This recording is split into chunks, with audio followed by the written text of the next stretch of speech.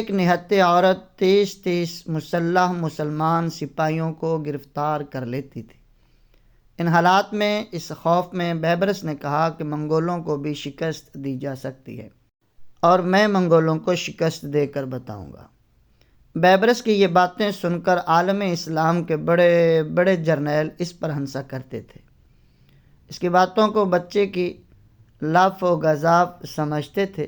سلطان رکن الدین بیبرس اس مصر کا سلطان تھا جسے سلطان صلاح الدین ایوبی رحمہ اللہ فلسطین دے کر 1193 میں انتقال کر گئے تھے۔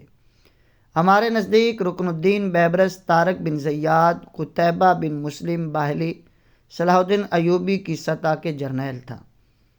اس کے باوجود تاریخ کی اس سے بے حسی ہماری سمجھ سے باہر ہے۔ بیبرس سلطان صلاح الدین ایوبی کے خاندان کا ایک مملوک تھا۔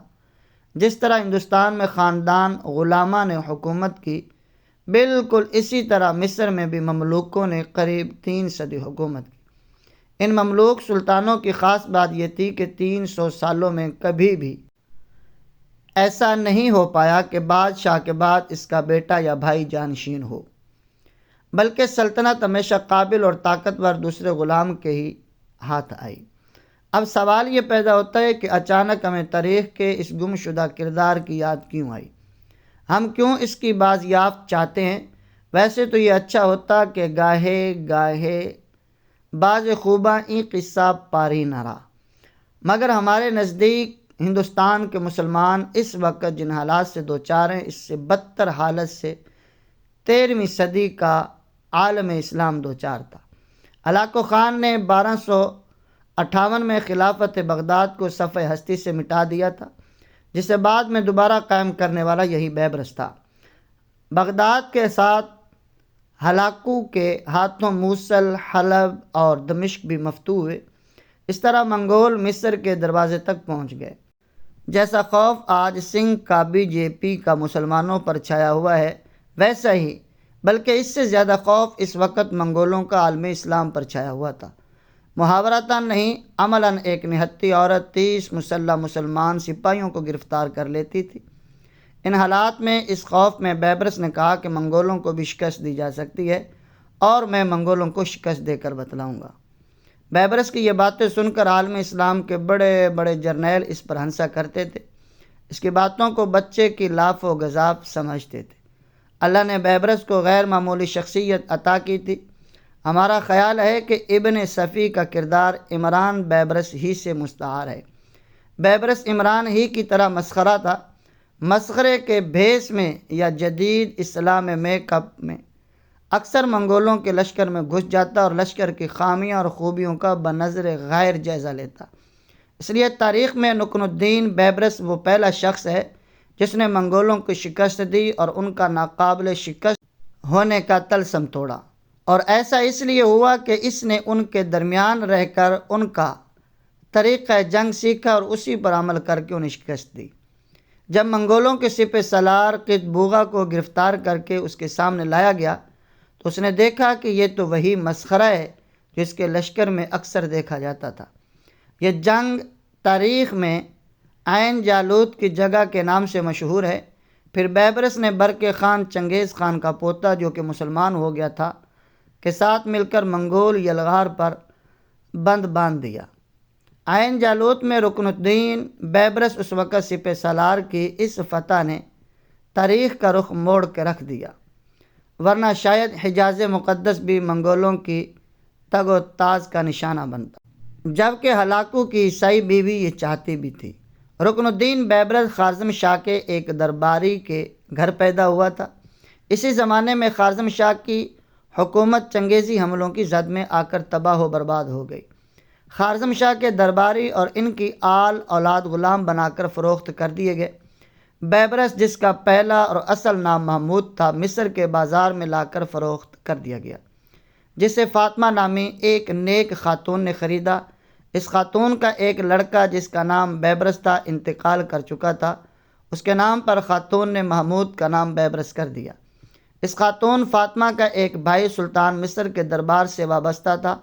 سلطان اکثر غریب لاوارث بچوں کو اپنی کفالت میں لے کر ان کی پرورش و تربیت کیا کرتا تھا۔ بیبرس بھی سلطان کے زیر کفالت آ گیا اور سخت جنگی تربیت حاصل کر کے فوج میں شامل ہو گیا۔ یہی وہ طریقہ ہے جس پر بعد میں چل کر عثمانی سلاطین نے اپنی مشہور زمانہ فوج ینیچری بنائی تھی۔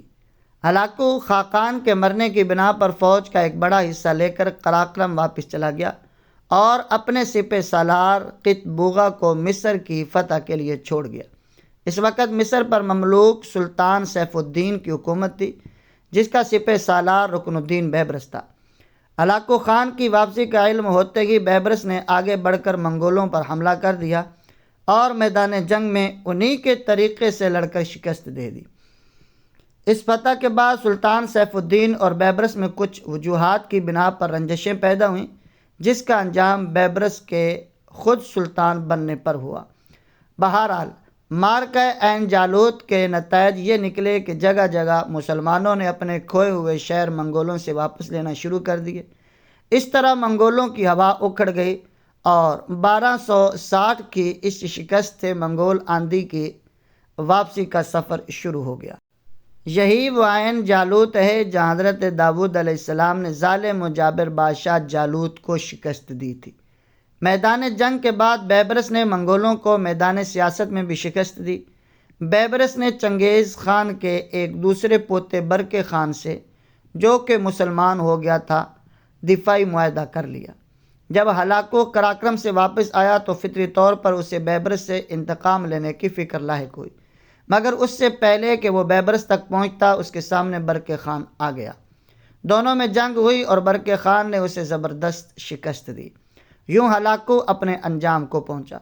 یہی واقعہ علامہ اقبال رحمہ اللہ کے اس شعر کی بنیاد بنا ہے: عیاں یورش تاتار کے افسانے سے، پاس باں مل گئے کعبے کو صنم خانے سے۔ سلطان رکن الدین بیبرس کو نویں اور اس زمانے کی آخری صلیبی جنگ اب اکتوبر 2011 سے پھر صلیبی جنگیں شروع ہو چکی ہیں کا ہیرو بھی سمجھا جاتا ہے۔ 1270 میں فرانس کا بادشاہ لوئی نیم یورپی صلیبی افواج لے کر بیت المقدس حاصل کرنے مصر پر حملہ آور ہو گیا تھا، مگر بیبرس نے ان افواج کو شکست فاش دی۔ بادشاہ کو بھی گرفتار کر لیا، مگر اسے کثیر رقم لے کر رہا کر دیا گیا۔ سلطان رکن الدین بیبرس کا ایک کارنامہ اور ہے، اور وہ اچھا ہے یا برا، صحیح تھا یا غلط، یہ بہتر اللہ ہی جانتا ہے۔ مگر سلطان کی نیت بہرحال اچھی تھی۔ ہم اس سے پہلے بھی اپنے ایک مضمون میں لکھ چکے ہیں کہ مسلمانوں میں آپس میں مسالک کی بنیاد پر باقاعدہ جنگیں بھی ہوئی ہیں، اور 13ویں صدی کا یہی وہ پرآشوب دور تھا جب مسلکی اختلافات مسلمانوں کی طاقت کی طرح طاقتور تھے۔ آج ہم اپنی کمزوری کی انتہا پر ہیں اور مسلکی اختلافات بے انتہا طاقتور۔ ایک طرف سلطان منگولوں اور صلیبیوں سے نبرد آزماتا اور دوسری طرف مسلکی جنگجو بھی آپس میں زور آزمائی کر رہے تھے۔ ایسے حالات میں داخلی مسائل سے چھٹکارا پانے کے لیے بیبرس جیسے جرنیل کو اپنے کے سامنے ہتھیار ڈالنے پڑے۔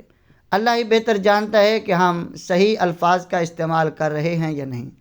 بیبرس سے پہلے ہر بادشاہ کا اپنا مسلک ہوتا اور حکومت اسی طریقے پر چلتی، مگر بیبرس نے تنگ آ کر چاروں مسالک کے قاضی مقرر کر دیے۔ اس لیے ہم کہتے ہیں کہ ہمارے فقہ حکومتوں اور عوام کی آسانی کے لیے وجود میں لائے گئے تھے، مگر ہم میں موجود منافقین نے انہیں ہماری تقسیم کا ذریعہ بنا دیا۔ بیبرس کے بعد آنے والے نے اس سے آگے بڑھ کر خانہ کعبہ میں صدیوں سے چلے آ رہے واحد مسلح ابراہیمی کے ساتھ چاروں مسالک کے مسلح بھی قائم کر دیے۔ اس طرح ایک دین کے 4 ٹکڑے ہو گئے۔ ہم سمجھتے ہیں کہ بیبرس کی اس کہانی میں ہمارے لیے بھی بڑے سبق ہیں۔ سب سے اہم تو یہ فکر کہ ہماری مائیں بانجھ کیوں ہو گئیں، وہ بیبرسوں کو پیدا کیوں نہیں کر پا رہی، اور اس کی سب سے زیادہ فکر ہمارے ارباب حل و عقد کو ہونا چاہیے۔ جتنے جلسے، تقریریں، خطبے، وعظ مسلمانوں میں ہوتے ہیں، ناممکن ہے کہ دنیا کی کسی قوم میں ہوتے ہوں، مگر صدیاں گزر گئیں، فائدہ کچھ نہیں۔ لیکن کیوں؟ ہسٹوریکل پوائنٹ کے معززین، ہماری آپ سے ریکویسٹ ہے کہ اگر آپ ہمارے یوٹیوب چینل پر نئے ہیں تو چینل کو سبسکرائب کر کے بیل آئیکن کو لازمی پریس کریں تاکہ ہماری ہر آنے والی ویڈیو آپ تک بر وقت پہنچ سکے۔ ملتے ہیں ایک نیکسٹ ویڈیو میں۔